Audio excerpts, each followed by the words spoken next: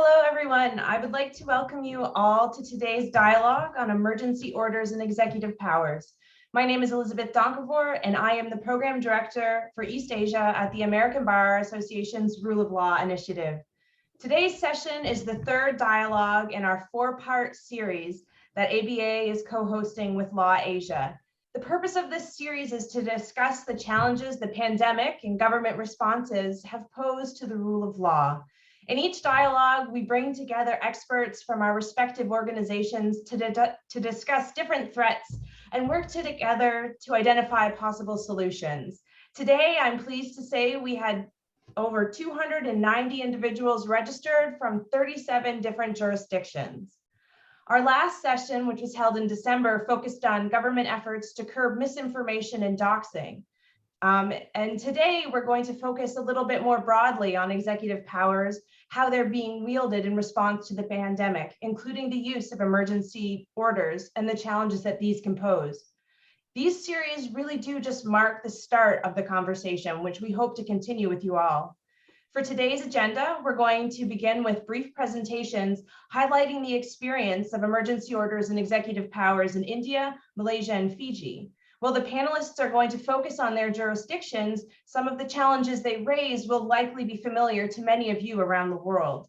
With this in mind, we truly want this to be a dialogue and to be as interactive as possible with over 290 people. We want to hear how the experiences the panelists share compares with what has taken place in your jurisdiction. So please feel free to post comments or questions to the audience in the chat during the presentations.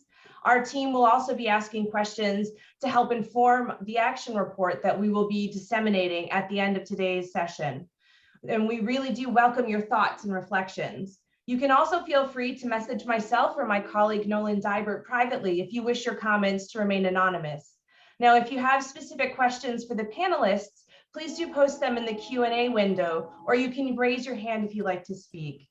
We are joined today by two rapporteurs who will be taking notes, and following the event, as I mentioned, we will work with them in LAWASIA to develop an action report that distills today's discussion into best practices and lessons learned that you can take to your jurisdictions and try to apply in your specific contexts. Now, just a few final housekeeping items before we get started. This session, as you noted, is being recorded, and it will be available on the LAWASIA website in the coming days. If you have any technical difficulties, again, contact myself or Nolan in the chat. Now, with that, I would like to introduce you to our esteemed moderator, Judge Margaret Mcewen, who will be introducing the speakers and facilitating a robust conversation in the Q&A session. Judge Mcewen is a judge of the United States Court of Appeals for the Ninth Circuit and a professor of law at the University of San Diego School of Law, and serves on numerous domestic and international bodies, including on the Asia Council for the ABA's Rule of Law Initiative. Judge Mcewen has received a number of prestigious awards, including the ABA Margaret Brent Woman of Achievement Award and the Girl Scouts Cool Woman Award, which is particularly apt as we enter Girl Scout cookie season here in the United States. So with that, I turn it over to you, Judge. Thank you. And it's a great pleasure to be here with all 200 plus of you. And it's hard, I think, for all of us to believe that we are 2+ years into the pandemic. Of course, we all hearken back to some analogs with the 1918 flu pandemic, but we can also all agree that much has changed since 1918. I thought I would give a few remarks on what has happened in the United States.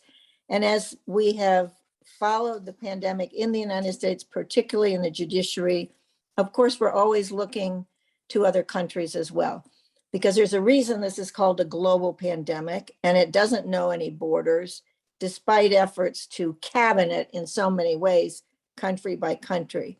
But the reality is that most of the executive orders and most of the legislation have all been domestic in a time of a global pandemic. So, for example, in the United States, we have had vaccine mandates. We have had them for public health workers, vaccine mandates on a federal level for businesses. There have been school mask mandates, And there have been a whole variety of health and other travel restrictions. So by and large, I would say that most of these mandates have been via executive order. And that makes sense because there's not much time in a time of emergency to move forward with legislation. There has been some. And we're also operating in the United States with a federal government and then 50 states operating in parallel on the pandemic. And not only 50 states, but also local counties and cities. So when you add up all of those, you get a dizzying array of mandates and COVID-related restrictions. So a couple of things I can share with you. There have been a number of challenges in the courts. The way our court system is set up, both individuals and organizations are permitted to make challenges to all of this array of mandates. In the Supreme Court has considered two very important cases. In one case, our Supreme Court upheld the mandate for healthcare workers to be vaccinated. At the same time, it overruled a federal mandate for businesses to have a mandatory vaccination. And when you get down to the state and local level, the mandates are all over the map in terms of what they cover.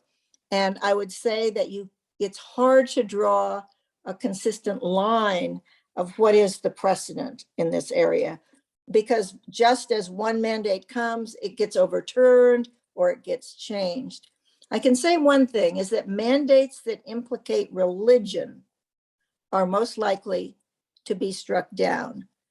But we've also had ones on schools, school masks, school vaccine. Again, not a consistent line as to where the courts have gone on that. And we've also seen travel restrictions, and by and large, those have been upheld. Although, as we know, in recent times, many governments have decided that these travel restrictions have not been particularly efficacious.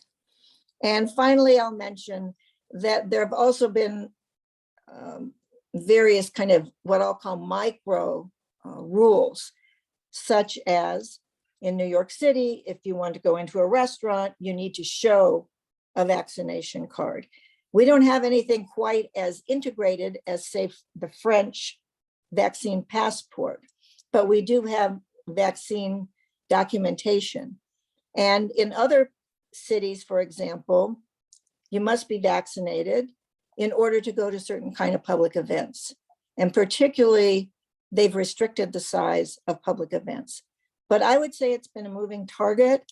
And so it's more a question of being reactive rather than proactive. I think that's fair to say.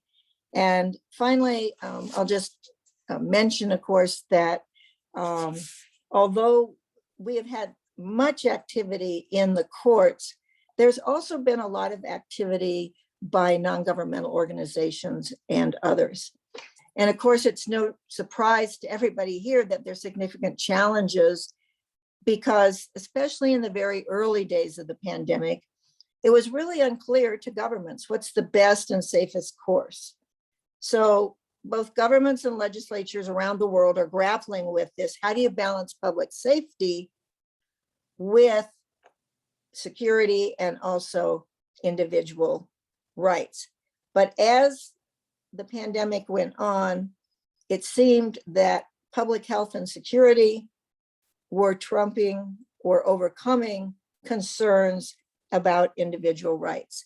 So as we begin to face this, the American Bar Association Rule of Law Initiative has really worked with a lot of projects around the world, particularly with lawyers. And some of the things that the ABA has done with lawyers is, for example, creating digital applications so that there can be a better interface between court digital capabilities and citizens' capabilities. At the same time, in the United States, for example, most of our courts either went dark or went digital and are operating on Zoom, just like we are here. The ABA also worked with trying to figure out how do you deal with vulnerable populations in this pandemic, and such as women or indigenous people, and then also to address misinformation around the world. So with that, I would like to introduce our first speaker. That's Mr. A.G. Kalidas. He is president of the Malaysian Bar. Mr. Kalidas has a number of other associations and affiliations that are relevant here. He sits on the board of the Legal Profession Qualifying Board, and he's also a member of the Advocates and Solicitors Disciplinary Board and a board member in Malaysia of the National Legal Aid Foundation. He's a strong proponent of leveraging technology to boost both the efficiency and effectiveness of the legal profession, but particularly in a post-pandemic world. So with that, I will turn it over to Mr. Kalidas. Thank you. Thank you, Judge. Judge Margaret Mcewen, Chair of the ABA Rule of Law Initiative Board, Mr. Sham Divan, President-elect of LAWASIA, Senior Advocate of Supreme Court of India, Mr. Richard Naidu, partner of Munro Lace in Fiji, distinguished guests, ladies and gentlemen. Good day, everyone. Allow me to begin by thanking the American Bar Association and LAWASIA for organizing this informative dialogue session.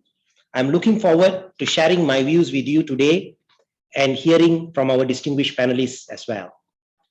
The topic of today's discussion, emergency orders and executive powers, is apt in this day and age. In the aftermath of the COVID-19 pandemic, many countries have had to turn to emergency measures to curb the spread of the virus. In 2022, Malaysia has seen vast improvements in the way that we are handling the pandemic, and life has returned back to normal. To a certain extent, of course, businesses are open. Most of our population has been vaccinated, and we have adapted to a new normal. However, this was not always the case. While we are seeing the light at the end of the tunnel, now things were different just over a year ago. The pandemic has led to a sweeping political, economic, and social effect in Malaysia. Consequently, the constitutional monarch of Malaysia, His Majesty the King, had issued a proclamation of emergency to declare a state of emergency for the whole federation. The 2021 Malaysian Proclamation of Emergency was a federal proclamation that was issued by the King to curb the spread of the virus that was in effect from January 2021 to August 2021. Before I delve into the effects of the emergency measures in Malaysia, allow me to explain how the proclamation and the emergency ordinances came into force in the first place. On 18th March 2020, the government of Malaysia had imposed a movement control order, or well known as MCO, to curb the outbreak of COVID-19. The MCO was subsequently extended over the course of 2020 and 2021. In September 2020, the number of positive COVID-19 cases surged and continued to rise in the following weeks. On 23rd October 2020, the Prime Minister sought an audience with the King on the declaration of a state of emergency under Article 150 sub 1 of the Federal Constitution by reason of the COVID-19 pandemic. On 25th October 2020, the King expressed that there was no need for a state of emergency. On 11th January 2021, following an audience granted to the Prime Minister and upon his advice, the King issued a proclamation of emergency pursuant to Article 150 sub 1 of the Malaysian Federal Constitution. The first Emergency Essential Powers Ordinance 2021 was promulgated then on 14th January 2021.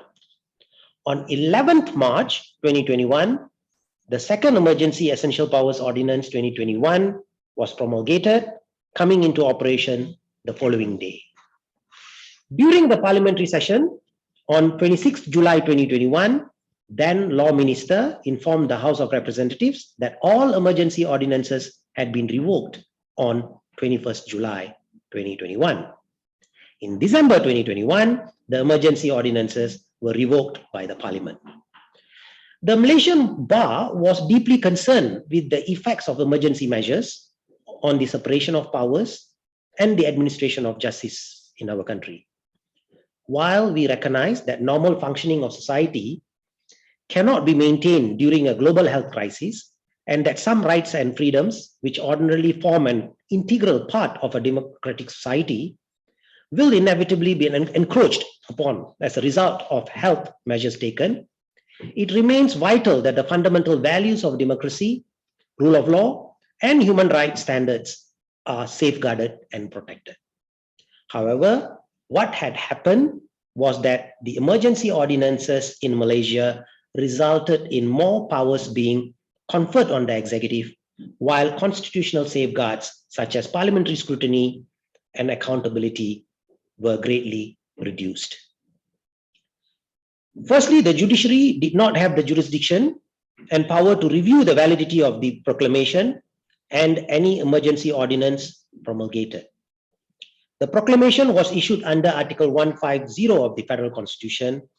Article 150 sub 1 provides that if the Yang di-Pertuan Agong, the king, is satisfied that a grave emergency exists whereby the security or the economic life or public order in the federation or any part thereof is threatened, he may issue a proclamation of emergency, making therein a declaration to that effect. Article 150 sub 6 and 8 purport to oust the jurisdiction of the courts. By ousting the jurisdiction of the courts, Article 150 goes against the basic structure of the Federal Constitution. Effectively, our judiciary is unable to review the proclamation of emergency. This lack of judicial oversight into executive decision is deeply perturbing, to say the least. The Malaysian Bar takes the view that Article 150 of the Federal Constitution, in its literal interpretation, is overly broad and unconstitutional, and it is therefore inconsistent with the basic structure of the Federal Constitution. Further, Article 150 sub 6 and sub 8 of the Federal Constitution fail to meet the minimum standards of substantive and procedural justice. The Malaysian Bar also took the view that there was no need to declare a state of emergency, as the government has, since the beginning of the pandemic, effectively utilized its powers under the Prevention and Control of Infectious Disease Act 1988 to, amongst others, declare an area as an infected local area and prescribe measures to control or prevent the spread of the disease. The MCO and its various permutations, including enhanced MCO, conditional MCO, and recovery MCO, all contained sufficient enforcement and adequate measures to manage the spread of COVID-19. The government has also invoked other legislation such as National Security Council Act 2016 and Private Healthcare Facilities and Services Act 2016. Ladies and gentlemen, the executive must always subject to the scrutiny of the judiciary to avoid any possibility of abuse of power. This is one of the basic tenets of the separation of powers. It is of paramount importance that the basic and fundamental construct of the Federal Constitution, which is founded on the rule of law, does not prevent the judiciary from reviewing the acts of other branches of the government. Secondly, the Emergency Ordinance number 1 provides for, amongst others, the suspension of federal and state legislative proceedings, the suspension of federal and state election, the provision of vast powers to armed forces, the provision of vast powers to take possession of any land, building, and movable property, and the grant of immunity to the government for any bona fide action taken in furtherance of the provisions of the Emergency Ordinance number 1. We believe that the emergency powers should not permit the executive to exercise legislative powers without any checks and balances or scrutiny by the legislature. The suspension of Parliament and the various state assemblies sittings is not in the spirit of our constitutional principles of democracy, separation of powers, and the rule of law. Legislative oversight seeks to ensure that the executive remains accountable for its action, a check and balance. The legislature also provides the necessary counterbalance to the executive's power during an emergency and functions to verify whether such emergency powers are still justified through the relevant period. The Malaysian Bar continues to stand by the view that the executive should never usurp the legislative powers that vest in Parliament, nor should it be shielded from the necessary scrutiny it would normally be subjected to before Parliament. We believe that a functional Parliament that should play a critical role in the administration and oversight of an emergency, such as guaranteeing accountability of the government and scrutinizing the passing of laws even during a pandemic. Thirdly, the second emergency ordinance criminalized the dissemination of fake news. The second emergency ordinance was criticized by many for reinstating controversial provisions from the repealed from an earlier repealed Anti-Fake News Act 2018, an act that was replaced in 2019 after it was deemed as a draconian law that stifled freedom of speech.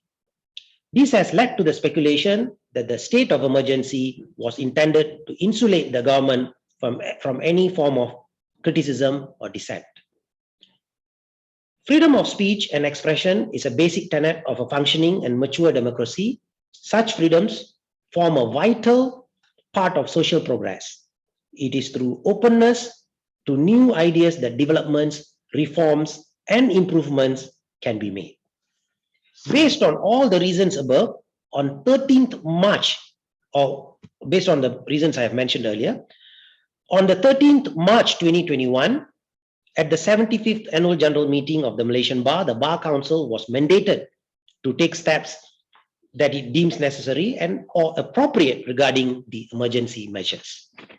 In this regard, the Malaysian Bar had commenced legal action in the High Court in furtherance of its statutory duty to uphold the cause of justice, and pursuant to the resolution adopted by the Malaysian Bar at its 75th Annual General Meeting,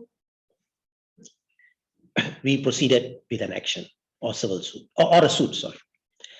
As a statutory body, we are tasked with abiding by the object and powers of the bar as set out in the Legal Profession Act 1976, which reads, "The purpose of the Malaysian Bar shall be to uphold the cause of justice without regard to its own interests or that of its members, uninfluenced by fear or favor." In our legal challenge, the Malaysian Bar sought for, among others, declaration that certain provisions of the Federal Constitution which relate to the proclamation of emergency in their literal interpretation are overbroad and unconstitutional as being inconsistent with the basic structure of the Federal Constitution, and some provisions of the emergency ordinances are unconstitutional. The suit is still ongoing.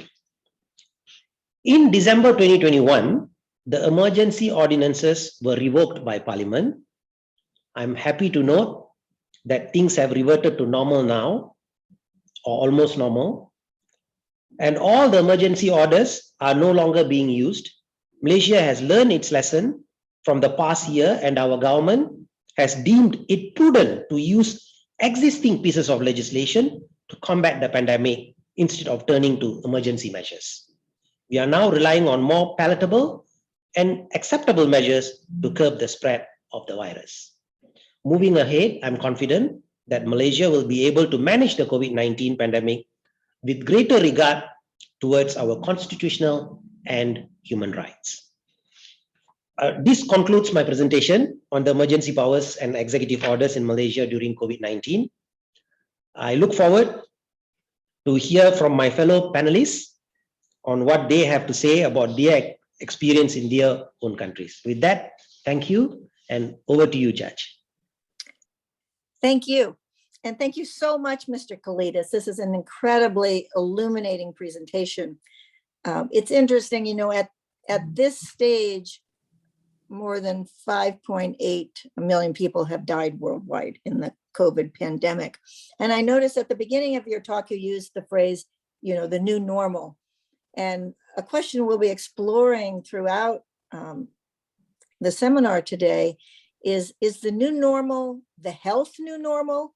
Or in some countries, will it be the new normal will be this executive power becoming more and more concentrated? It does seem that Malaysia has come full circle on this whole pandemic regulation. And I think that's a very interesting backdrop for us as we move ahead.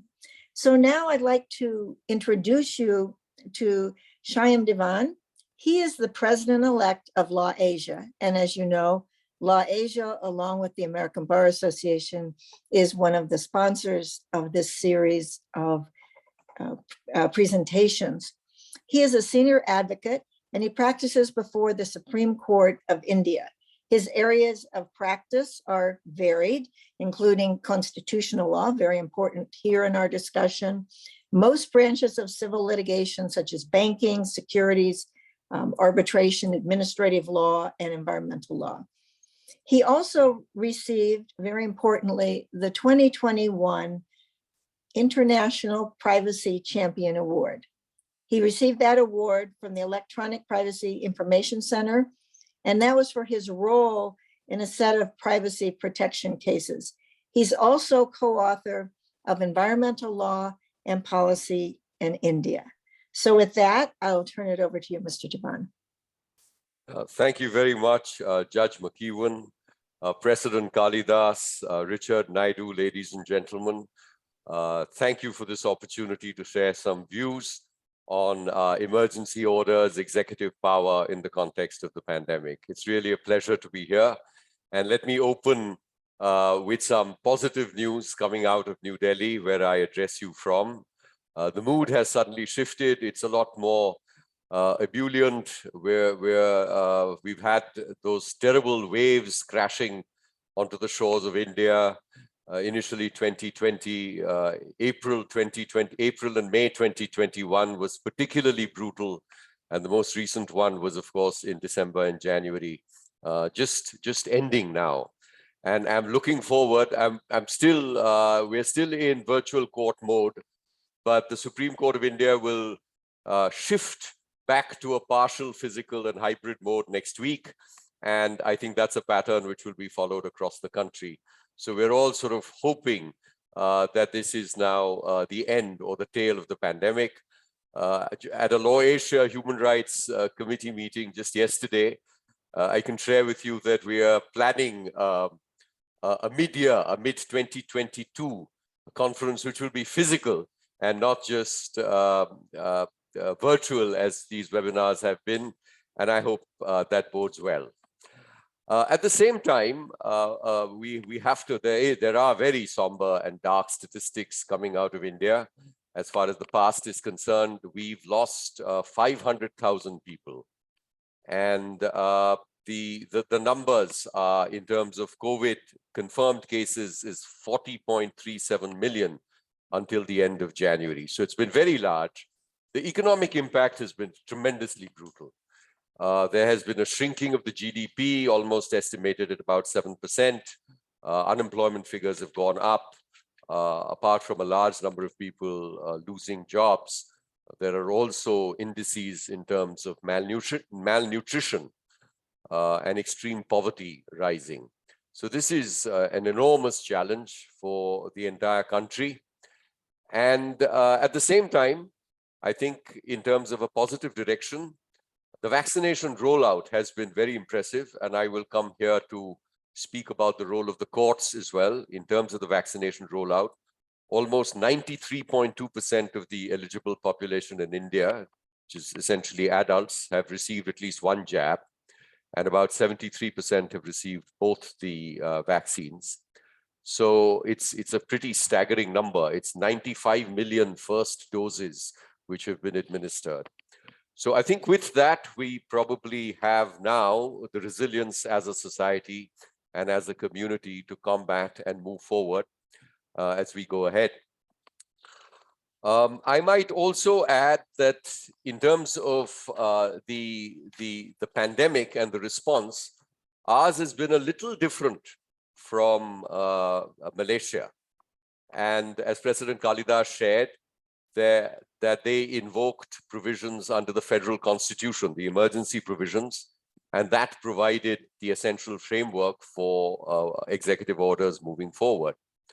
In India, we have a recent history, and we do not use the word emergency unless we absolutely have to. Mrs. Indira Gandhi, the Prime Minister of India, in 1975 declared a phony emergency, which some of you may recall from your readings. It was essentially, as Professor Gyan Prakash tells us, to preserve her own personal power. And as a result, even though we do have provisions under the Indian Constitution for declaration of emergencies, that's not a street which governments want to walk down unless they absolutely have to.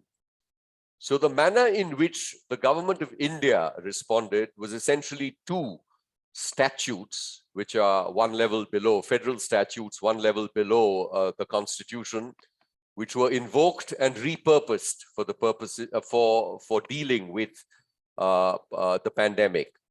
The first was the National Disaster Management Act of 2005.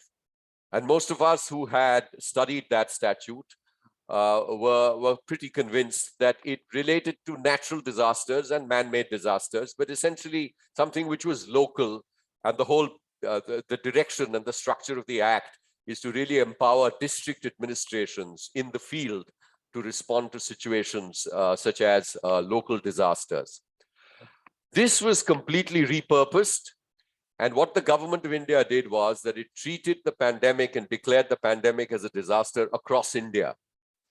And the result was that the government of India and certain authorities which were established under the Act were directed or empowered through executive directions to issue government orders in the nature of mandates, which virtually locked down almost all economic activity and individual activity. So the full range of mandates were essentially issued under this statute called the Disaster Management Act, which empowered the government and the executive to take to issue appropriate directions and take measures for managing the response to disasters. So that was the statutory vehicle or the umbrella which was used for mandates, which included a very, very severe set of lockdowns, complete lockdowns, no activity at all permitted, no movement of people across states, even within the country. Schools, of course, were shut down, mask mandates, which we're familiar with, commercial activity naturally moved to, except certain essential elements were also brought to a grinding halt. And the other statutory provision which the union government employed was it also repurposed the Epidemics Act. And the Epidemics Act was essentially something which relates back to the 19th century. It's of 1897, I think, yes, 1897. And they brought in an amendment essentially to protect health workers from being harassed or from facing physical violence, because some of you may recall that there were strong reactions from the public towards health workers in the early days. So this was essentially the statutory framework through which these very, very invasive directions were issued. Now, what has been the response as far as the judiciary and the legislature is concerned? I think as Judge Mcewen mentioned, the legislative response has been slow, but in the India context, and this may not be relatable only to the present pandemic, but it perhaps harks back to an even earlier period. The time which our legislatures spend in debating national issues and debating and discussing laws has been gradually shrinking even otherwise. And it's been extremely brief in terms of for the past 2 years. So the forum of choice where a large number of these issues get debated and discussed is in our constitutional courts, which is essentially the Supreme Court of India, as well as in the high courts, which are across the state, which exercise judicial review. Some of you will recall that the Indian Supreme Court has very, very strong powers of judicial review. And those powers indeed extend to even striking down constitutional amendments, where the constitutional amendment is contrary to the basic structure or the essential features of the Indian Constitution. So the power is there, but as one knows, it has to be and is indeed exercised sparingly. So to describe very briefly the role of the higher judiciary in India during this period, I'll just mention 2 or 3 points. Point 1, the intervention has been kind of uneven. And when I say uneven, in many respects, in the sphere of what is known as public interest litigation, the Supreme Court itself and some of the courts have assumed or started or commenced suo motu actions. They've done that, number one, because they realized that the statutes of limitation was running out. And I'm not sure whether any other jurisdiction has done this, but the Indian Supreme Court has suspended the statute of limitation because people couldn't move out and register their cases in court. And that suspension continues till the end of this month. Second, they've moved and they persuaded the government of India through a public interest litigation platform to extend the vaccine mandate. And we were having a very uneven rollout in terms of the vaccine mandate, with competition between states or among states for vaccines. And the union government, on the persuasion of the Supreme Court in terms of directions, etc., has now adopted a universal free vaccine mandate, which is again very, very beneficial. A third area where the Supreme Court intervened was with regard to ex gratia payments, and the court is now supervising the rollout. It's a small figure. It's about, I think, $700 or so, but it's still very, very important in the India context that this amount is disbursed through the state governments to every family which has lost an individual to COVID. So that's another area where the courts have come in. I'll wrap up by pointing out to two other initiatives and then one point where we're perhaps lacking. The courts have also come in terms of fixation and mandating school fees, because with this tremendous drop in employment and income, parents were facing it very difficult to retain their children in school. And there was judicial intervention both in the sphere of school fee mandates or tapering or adjusting of the school fees during this period, and also insofar as medical facilities in terms of hospital beds in some of the states is concerned. Let me end with a remarkable and I think very excessive action which has been taken, where the court has, and this is a case which is pending currently in the Delhi High Court, where the court has been reluctant or shy. What the government of India did was that it established a fund. And when I say government of India, I should be a little more careful, because the government of India now claims that this PM Cares Fund, which has collected billions of dollars, is not really a government or a state entity at all, but is merely a trust, a public trust with the Prime Minister at the helm and a few of his cabinet ministers constituting trustees. So the government collected funds from India and overseas and have parked these funds in a trust which doesn't form a part of the national exchequer, which is not subject to the audit requirements, etc., of government. And this is a tremendous cause of concern, even though it's in a pandemic context. And this issue is now going to be debated and tested in the Delhi High Court. The Delhi High Court's been a bit reluctant to take up this hot potato, but let's hope that in the coming weeks, it's able to spare some time. So this was a final example, which I thought I'd share, of what I consider as perhaps executive excess, but that's eventually for the court to rule. Thank you very much for this opportunity. Thank you, Mr. Devan, for that very thoughtful presentation. I want to say first, I really appreciated that you gave us some positive news to start, because we really all, day after day, are inundated with so much negative news. So I like the positive note. Another thing that struck me about your presentation was the importance of history. And it's very interesting because that often is very much a local orientation, but it brings to my mind quotation from one of our very famous United States Supreme Court justices, Oliver Wendell Holmes. And he said, "An ounce of history is worth a pound of logic." And in the case of India, I really learned something very important about terminology, the importance of language, not executive orders, disaster relief, disaster order. So a very different construct, I think, for all of us to think about. We'll be coming back to some of these themes again. So now I would like to introduce our third panelist. This is Mr. Richard Naidu.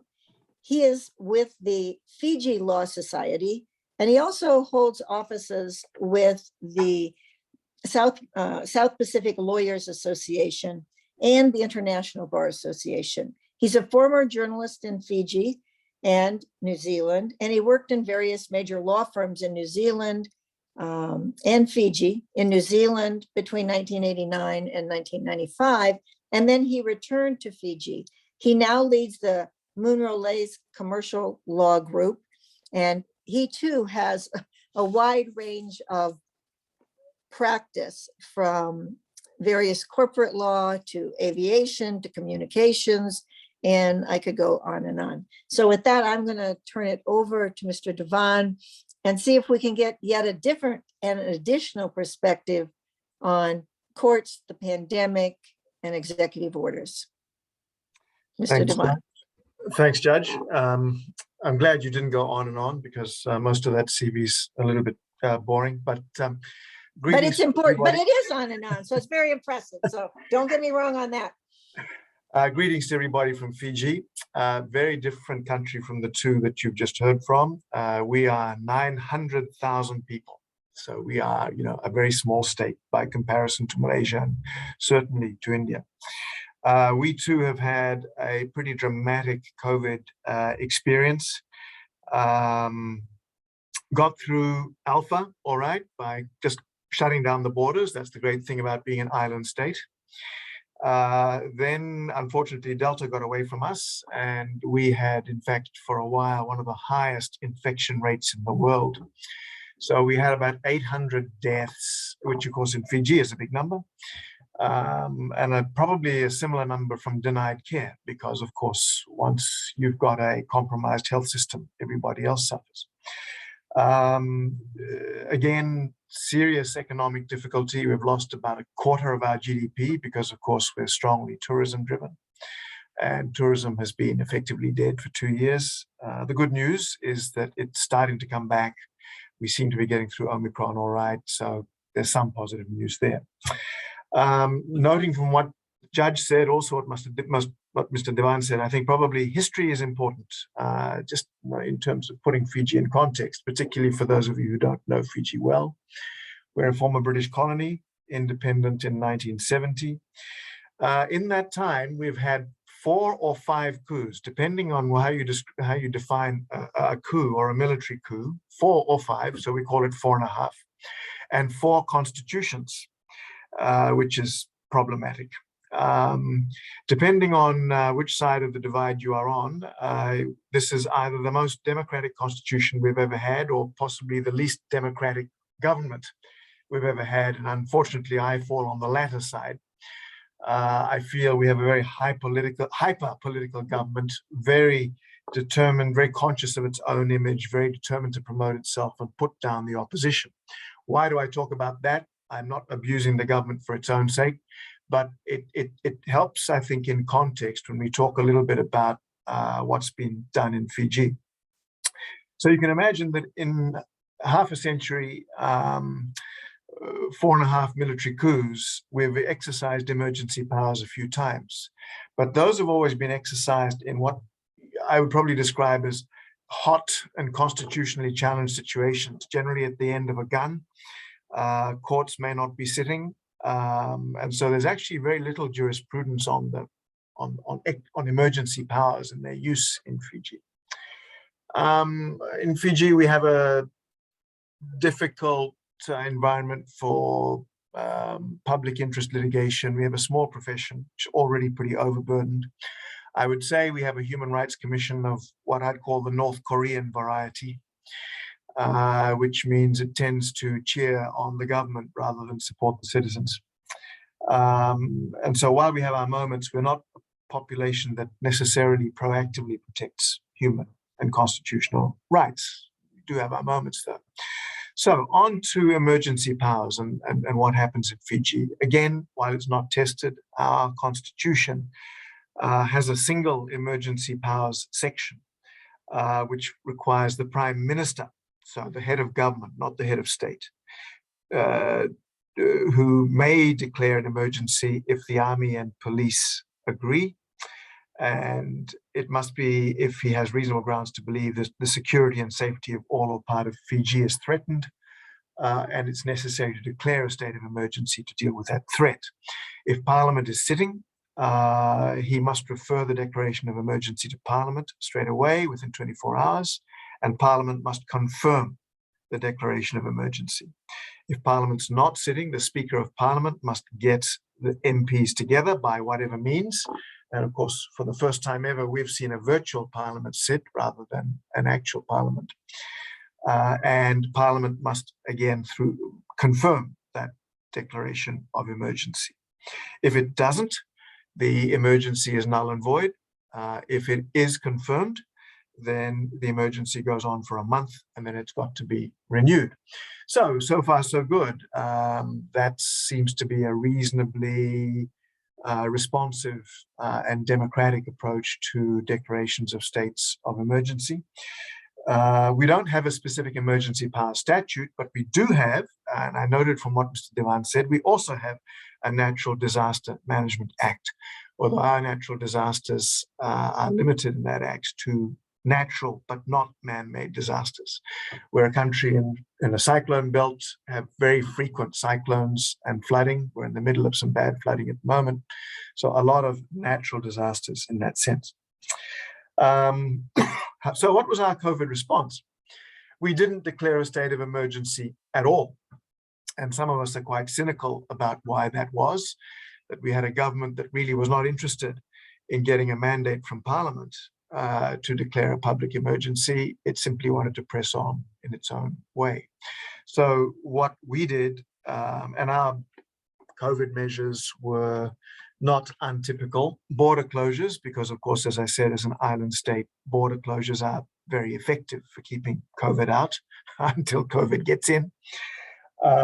We obviously enforced social distancing, masking, contact tracing rules, lockdowns, nighttime curfews, and in fact, we've had a nighttime curfew lifted only in the last week or so, although the curfew is down to 4 or 5 hours, and confinement zones. All of this was done through, although we skipped the declaration of emergency altogether, didn't do that. We did declare a natural disaster once, I think in April 2020, and that lasted for the required statutory month. And then we thought, it seemed we didn't do that again.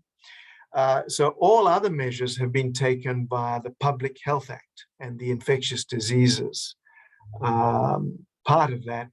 And I think if we had more time, it would be fun to put a magnifying glass on the way those powers have been exercised. Because I think if you closely at it, we've used catch-all powers that are available to the Minister of Health, a politician, rather than the powers in the Public Health Act that are available to public servants who would be regarded as more independent-minded members of the executive and who have specific powers. The minister's powers are sort of default powers, in the case of doubt powers, catch-all powers. But the government has gone straight to those, which means possibly that if there is future litigation on any of these things, there is an interesting point there. The litigation has been fairly limited, and it's really focused on the enthusiastic enforcement of the authorities who run around arresting anybody who breaches a curfew. The police seem to delight in detaining everybody for the required 48-hour period just because they can, as a form of sort of extrajudicial punishment before people are brought to the courts. And I'm sure this is the case elsewhere. Curfew breakers or rule breakers tend to just quickly plead guilty, accept a fine, and get out of there as quickly as they can. But that hasn't always been the case, and there have been a couple of celebrated cases where magistrates have rejected poorly drafted summonses, and some odd cases where, in one case, a priest was arrested for breaching a 20-person rule because he'd allegedly breached an order that had so far been only conveyed by a prime ministerial press conference and a Facebook post.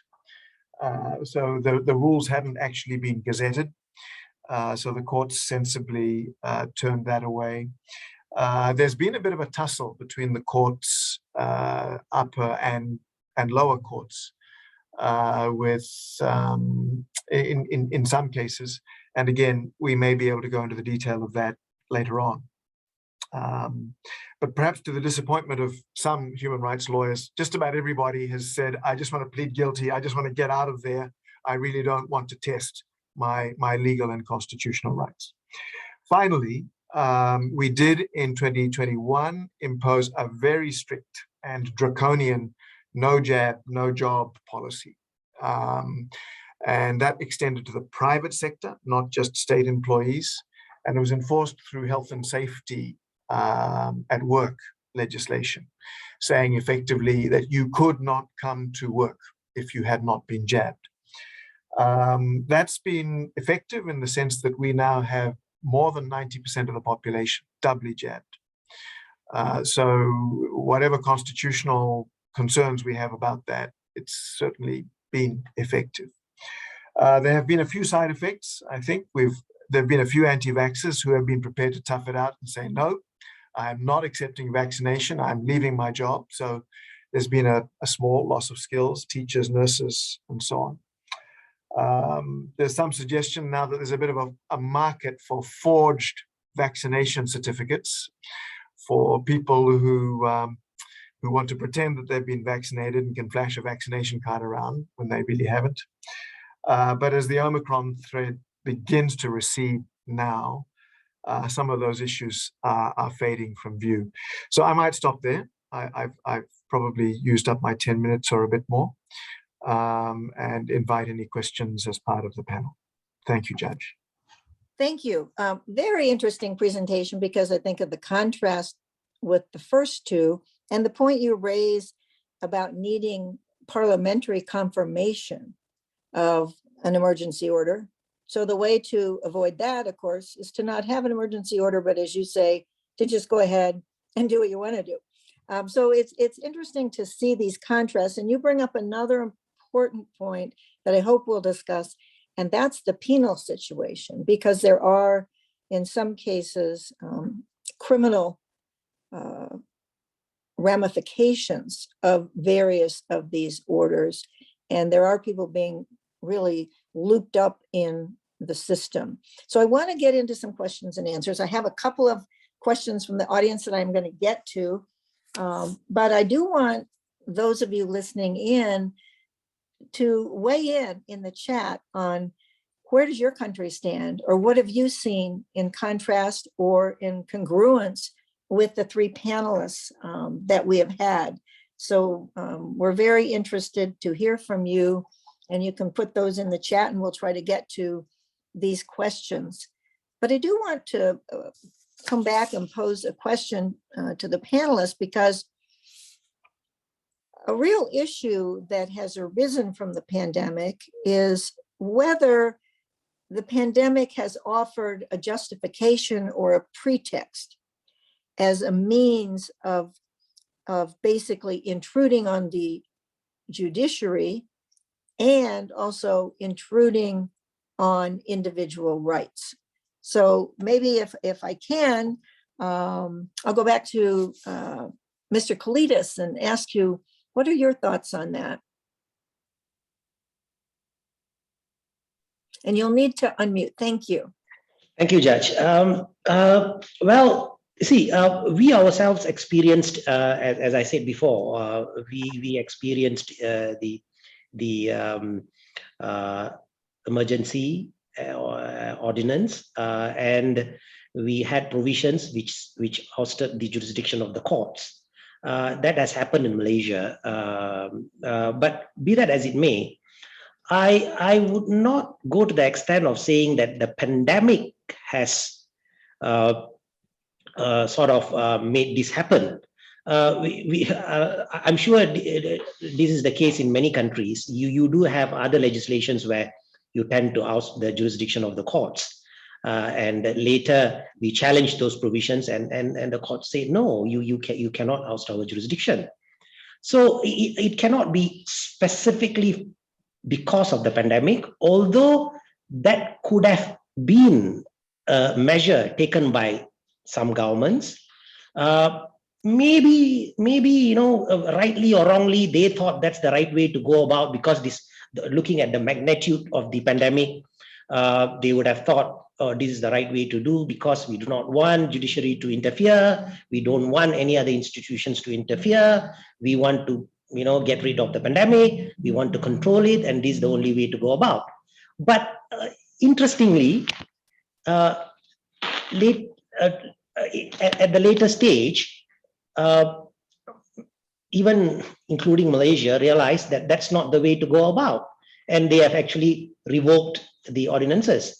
So basically, it could have been a knee-jerk reaction. It could have been, or this pandemic itself is a very new thing. No one was ready to combat it, including the WHO. They were trying their best. What more the individual countries? So they were trying to do what they thought is the best to do. But unfortunately, while doing that, they may have taken the wrong path or turn. So I would not blame it on the pandemic alone for this to happen, ousting the jurisdiction of the courts. That is something all of us have to be vigilant and ensure that the judiciary is not ousted for any reasons. There must be check and balance. Separation of powers must be maintained at any cost. Let me ask you just a very specific Malaysia question, which came from the audience, and maybe you could quickly respond to that. If you would give the short title of that fake news legislation, and then also the audience wants to know, are there mandates or vaccine passports in Malaysia? Yeah, the short title, I think we have already put it in the chat group. It's over there. We have replied.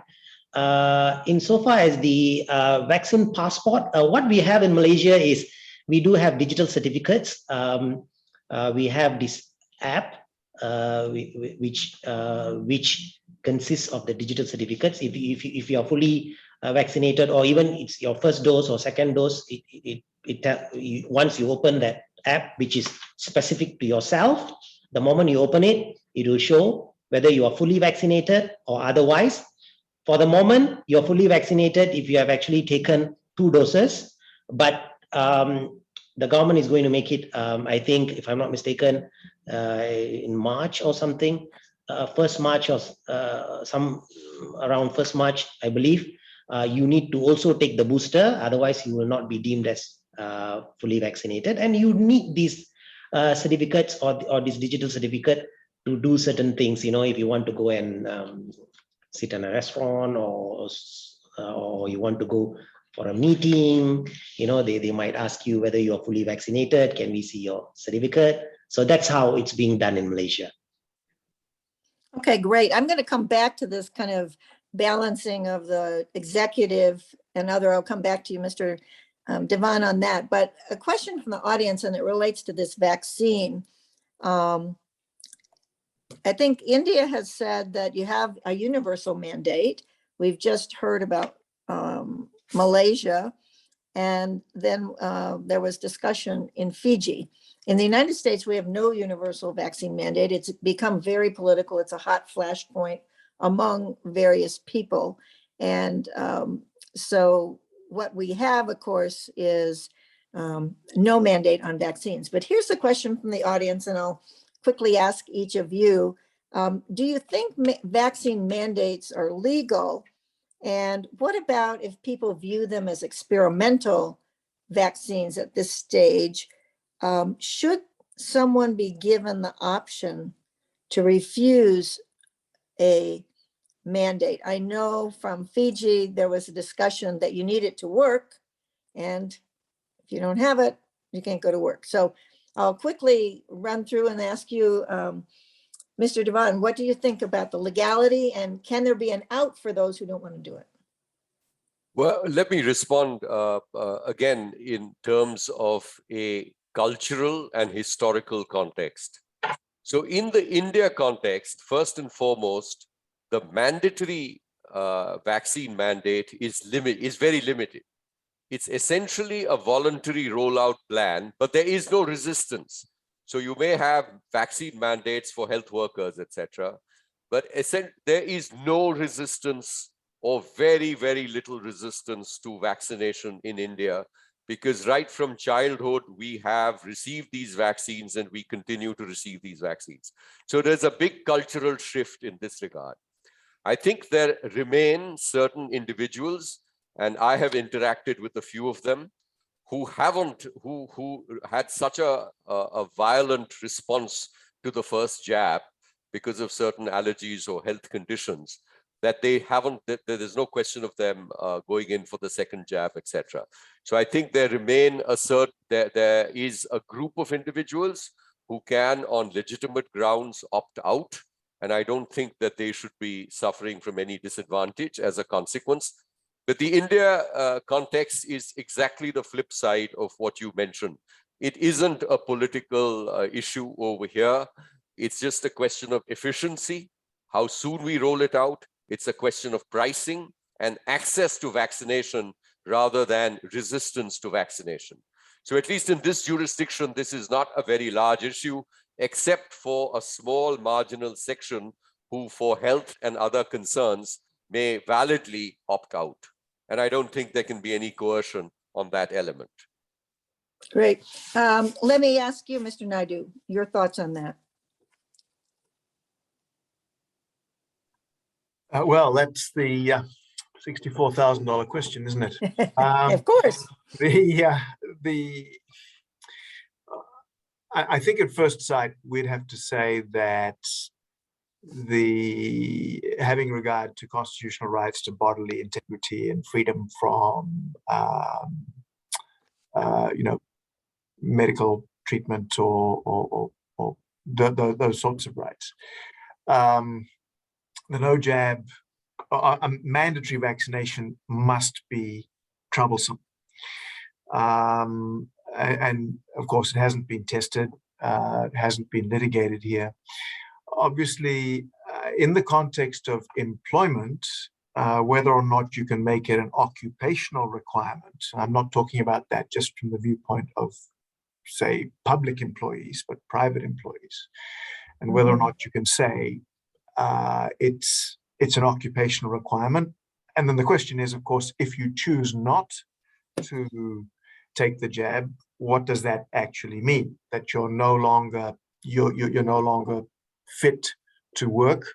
And does that mean that you lose your job? Does that mean that you must be made redundant and paid redundancy compensation? So there are a whole lot of interesting issues, I think, in the area, which I think are fascinating, but I don't think on which I'd want to venture a firm opinion either way. I do think, though, that the issues are interesting and challenging. Right. Just a quick follow-up on that with respect to the employment aspect of required vaccinations. Are there waivers that employees might have signed pre-vaccination in terms of their various rights? And then the vaccination intervenes and they're then told, now it's mandatory. So is there a coercion? Is there a consent element to this that matters? That's interesting. I don't think that, because of course, a pandemic being completely unpredictable, at least for 100 years, I certainly don't think that there would have been many employees who had signed medical waivers which would entitle them, or which would allow them to be compulsorily vaccinated. Certainly not in Fiji. We have a hospitality sector, obviously a lot of employees in the hospitality industry. That becomes important now because, of course, we're saying you have to be jabbed before you come into contact with tourists. So that seems to me to be a reasonable basis on which to say you can't have a job if you haven't had a jab. But and whether this is the point or not, I don't think, waiver or no waiver, it's necessarily the case that you can impose that obligation on every employee in every sphere of life, particularly one who says, well, I'll just work from home and I'll do everything from home. I will not come into contact with other human beings.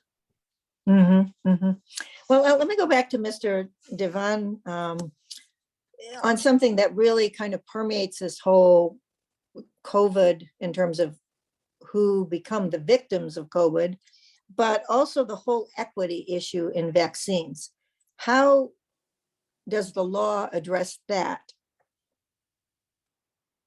Well, just very, very briefly, if I may just wear my LAWASIA hat and invite attention, perhaps the LAWASIA support team can help and post this in the chat.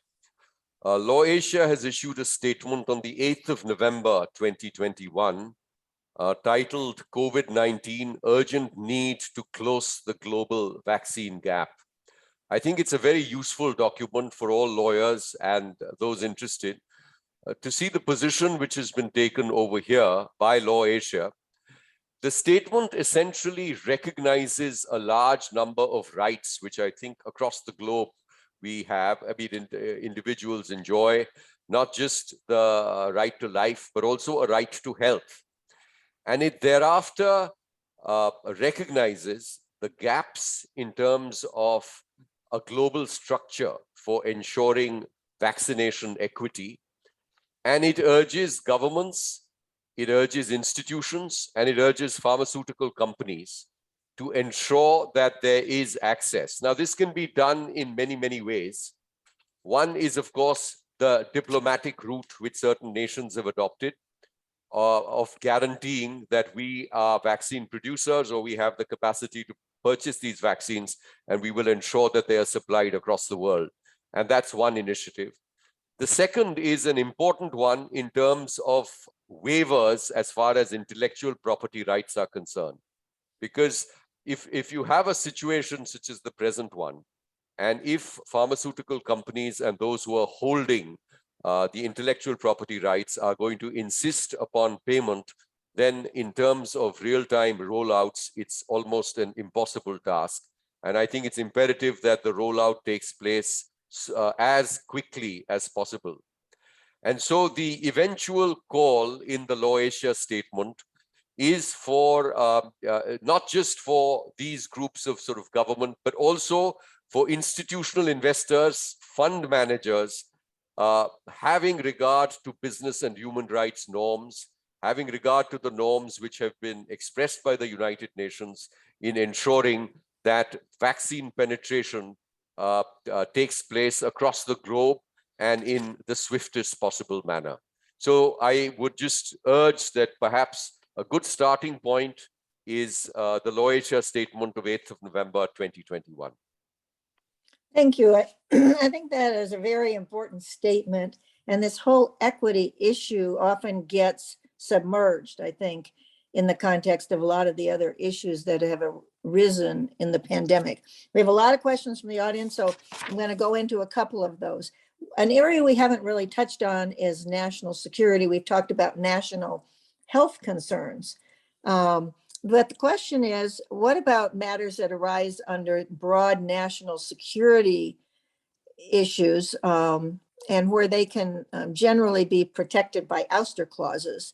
And is there jurisprudence to support that that in situations where you need a quick response, like we've had with COVID, that you don't have to consider human rights at all or individual civil rights?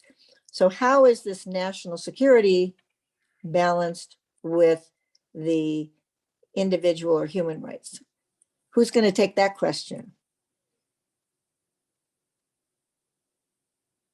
I'll be quick. I would say that, Judge, any response must be proportionate to what's happening. You cannot, obviously, the answer is quite obvious. You cannot suspend human rights. It has to be a balanced response. It has to be proportionate to what is happening.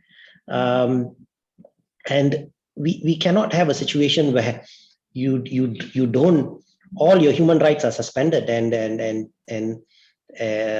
by calling or under the pretext that it is national security issue, you can maybe curtail some of the rights, which if it is really necessary, yes, because times like this, you require extraordinary measures, yes, we can't dismiss that altogether, but not at the expense of suspending all human rights. That is not the way to go. Thank you. If I may just come in here. Yes, please, Mr. Devan. Just on an aspect which I might have touched on, or I should have touched on perhaps in my main presentation. We've had a pushback in terms of freedom of expression and freedom of speech in India during the pandemic.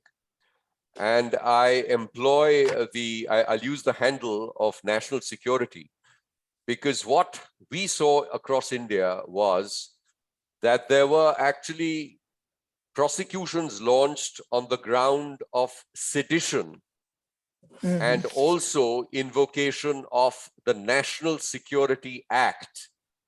And what was the foundation for this? The foundation for this was that the journalists involved were projecting a view which the administration did not approve. And in the context of India, it's often the process which is the punishment, because you'll eventually be let off by a court of law. But the whole process of facing a prosecution, approaching a lawyer, etc., is itself extremely punishing. And I think the global organizations were reporting, for example, media organizations and the press in India as well, during April and May 2021, when there were huge oxygen shortages in India. So it wasn't really a shortage in the sense of manufacture of medical grade oxygen, but it was the distribution system had collapsed because you had such an enormous surge in the number of cases and persons who required oxygen support. So persons who reported this suddenly faced prosecutions under the National Security Act. So I think this was clearly a case of abuse, and it's something which, unless courts really come strongly in favor of the citizen, is likely to perpetuate in future situations as well. Okay, here is yet another question from the audience, kind of a hot button issue, and that has to do, we've talked some about bodily integrity, that there should be some personal choice about whether to take the vaccine or not. So if that is a position of a government, is there any inconsistency then if the government says, well, you can have that choice, but you can't have the choice to have an abortion? So I'm going to take a personal privilege as the moderator and as a United States judge to disclaim anything to do with trying to answer that question, because those are the kind of questions that become before us all the time. And I'm going to leave it to the learned lawyers to give you some thoughts on this. Could I call on you, Mr. Nigg?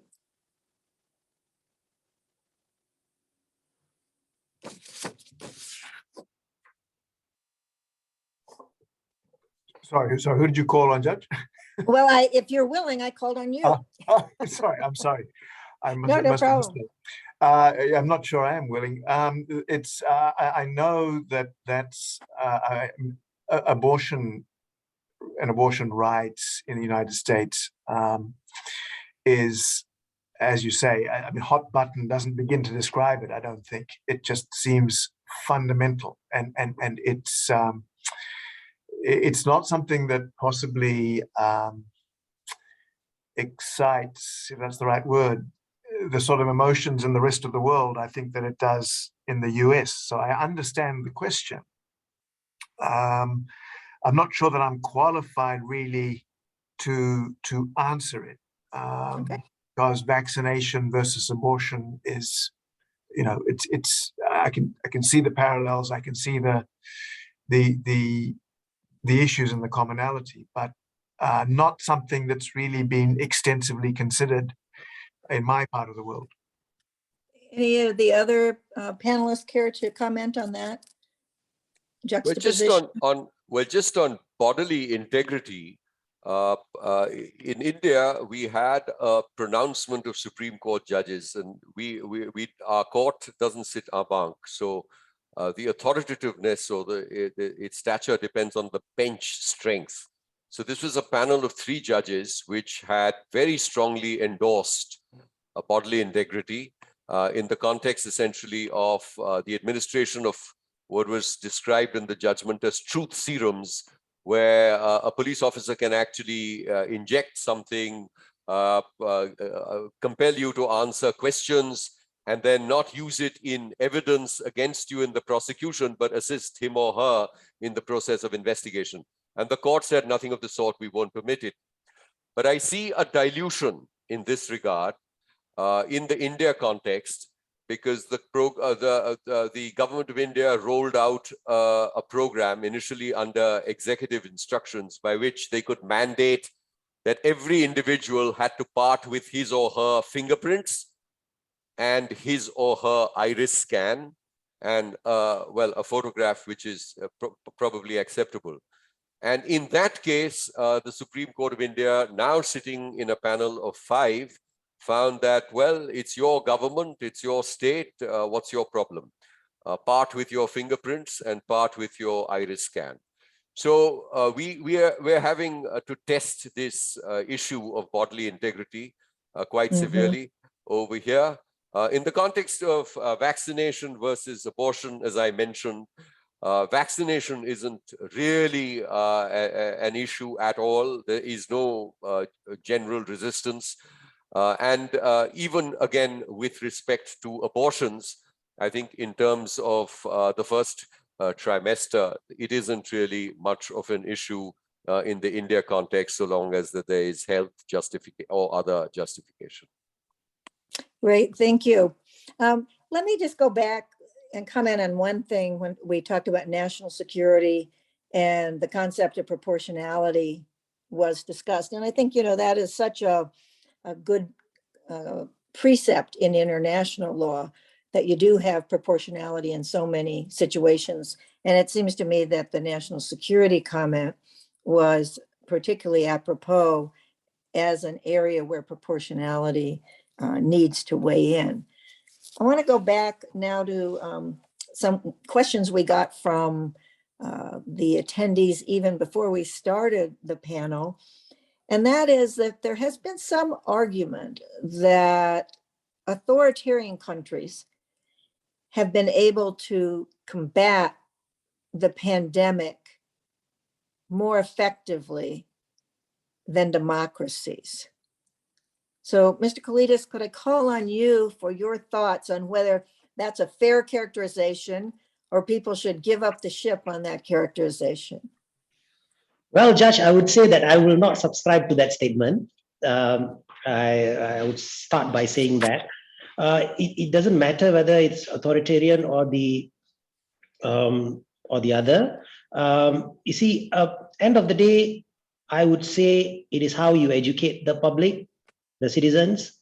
You show them the scientific data and convince them that vaccination is important and why it is important. And if you go in that direction, I would say that you will still be able to achieve what you intend to achieve. So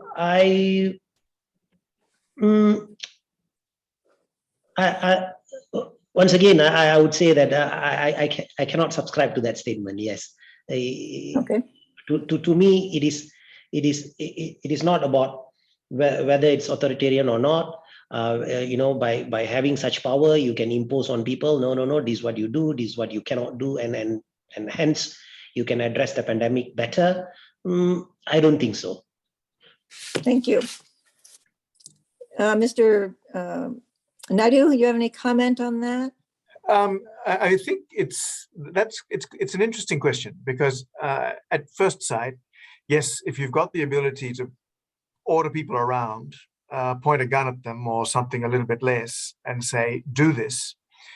Well, there's an argument to say that in the short term, you succeed either in getting people vaccinated or controlling their movements and lowering the risk of disease and so on. And so, yes, arguably in the short term, you get a result. But I think that question dovetails quite neatly with the earlier one, which was whether or not, we should compromise rule of law, because an authoritarian state by definition is not one that submits itself to rule of law. Compromise rule of law with respect to safety and security. And I think for me, that was one reason why I just touched very quickly on in Fiji what our emergency power provisions did, because our emergency power process requires the Prime Minister to declare and then to get the mandate of Parliament. And it's telling, I think, that our current, as I call it, hyper-political, very sort of self-promoting government did not go down that route. It just seems to me that there's no reason why rule of law and emergency powers can't work hand in hand. Rule of law is about getting the best outcomes for society in the way society is run.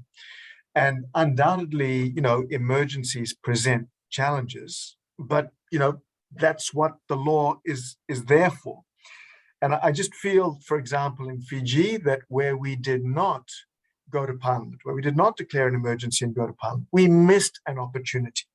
We missed an opportunity to bring everybody together and have a unified approach to the emergency, which might have helped in vaccine advocacy. It might have helped, in a whole lot of areas where people could have brought ideas together, the government and the opposition, and said, let's do this work better. Because undoubtedly, we believe, or certainly some of us believe, that the government mishandled many situations where if it had been open to other ideas, including the ideas of the opposition, we might have done better. So I think the short point for me is that rule of law at its best should be able to encompass and take account of, emergencies. If we accept that it's about making our societies work in the best possible way, then rule of law should be able to apply itself to emergency situations. Possibly, though, we've all in an emergency, we just got to hurry up a bit more than we normally do. Thank you. Well, I think in a way that's a very good closing comment from you.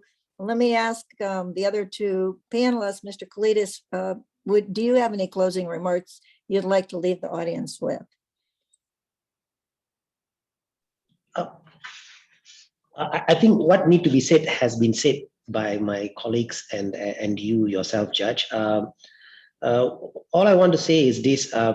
I think the pandemic is not over, and we many have argued that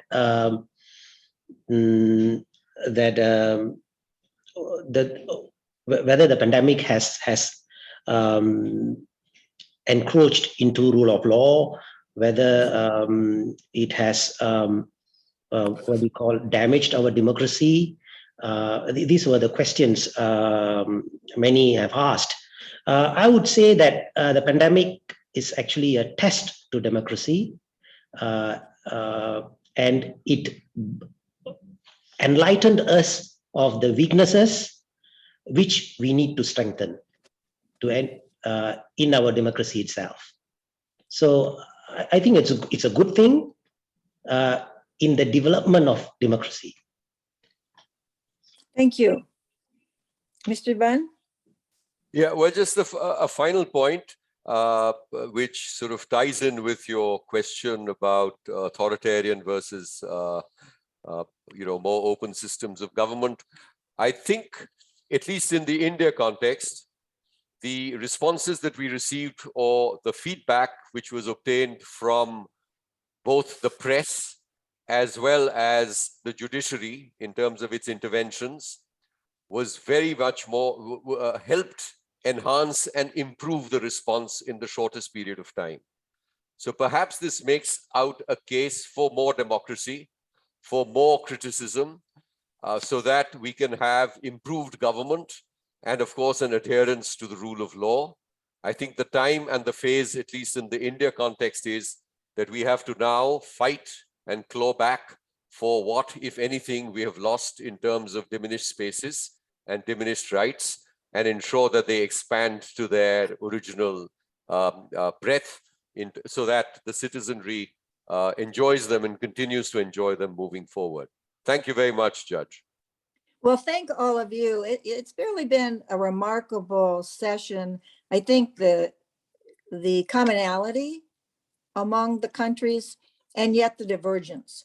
I will note that one of the questioners noted that history is important, but sometimes the victors write the history. So we need to figure out how it can be rewritten again in the modern context and not to rely solely on history. So I thought that was also a good point. But I think that what we've seen here is important differences in response, but the commonality in issues. Is it a public health issue? Is it a national security issue? Is it a free speech issue? Or is it a question of bodily integrity, among other questions? You've also highlighted, and particularly LAWASIA, the importance of equity in this entire both pandemic impact and also the vaccination distribution. And of course, a lot of our focus was on executive or emergency orders.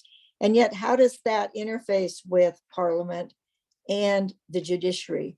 One thing I think stands clear, and that is there is an importance, if permitted by the Constitution or any other challenge, for these orders to be subject to some outside review. And usually that is in the form either by Constitution or otherwise of judicial review, because otherwise there can be a heavy hand. And that heavy hand then impacts both rule of law and also the, I think, judicial independence. So we've talked about that rule of law and emergency powers really to go hand in hand, that it's important to look and see what have we lost as a result of the pandemic. Of course, we have the tragic loss of so many friends, neighbors, and colleagues, but there's also been a certain loss of community sense. There's been a loss, of course, of certain legal rights, and we need to look back and make sure that we are not in a losing situation at the end of this.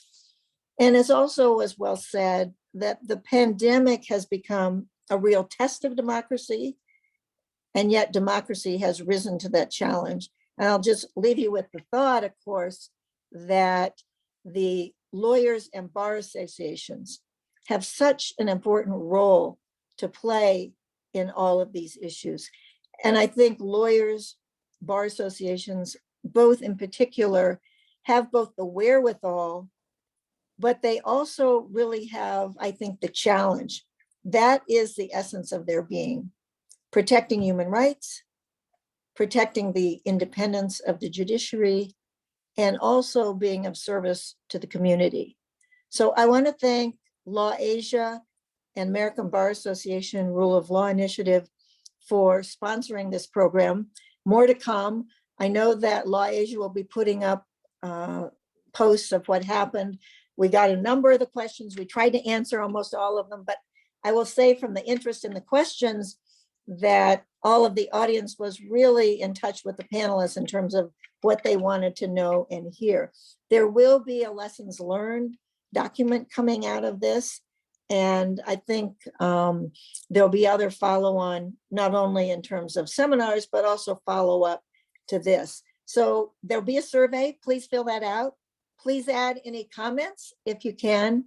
And again, I want to thank again our panelists really for highlighting in such a succinct and logical way the challenges that we faced as a result of the pandemic.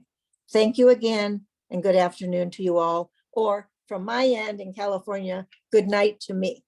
Thank you.